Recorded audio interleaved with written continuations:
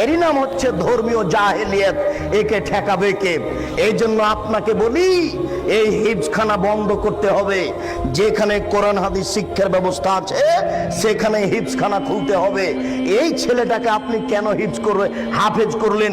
এর বয়স হচ্ছে 16 বছর, মাথায় একটা উঁচু টুপি দিয়েছে, তার উপর একটা রুমাল দিয়ে মানুষের বাড়িতে মিলাদ করে বেড়াচ্ছে, কোরআন মাজিদ পড়ছে আর ভালো কিছু খাবার দিচ্ছে, 200 টাকা পকেটে দিয়েছে, একবারে খুশি হয়ে গেছে, চিৎকার করে আমার বাপের নামে দোয়া করে চলে আসলো।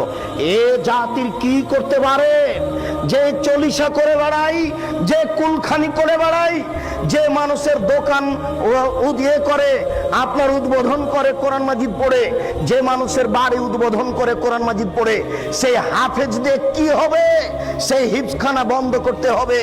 এই সামাজিক জাহেলিয়াত, এই ধর্মীয় জাহেলিয়াতের জন্য এই 3 নম্বর শ্রেণীর ছেলে দেওয়া হবে না। একেবারে বলিষ্ঠ কণ্ঠের, একেবারে নির্ভীক সেনা, যার অন্তরে কোনো ভয় ভীতি থাকবে না, যার বিদ্যের সামনে পৃথিবীর কোনো বিদ্যা টিকবে না। জাকির নায়েকের মতো পৃথিবীর কোনো বিদ্যা তার সামনে টিকবে না, এবং নির্ভীক সেনা হবে। আমি মুসলিম চির রণবীর, মরণকে করি না ভয়, মরলে শহীদ বাঁচলে গাজী। এই কণ্ঠ নিয়ে যে মাঠে নামবে, সেই জাতির উপকার করতে পারে, সেই এই সামাজিক কুসংস্কার বন্ধ করতে পারে, সেই এই ধর্মীয় কুসংস্কার বন্ধ করতে পারে।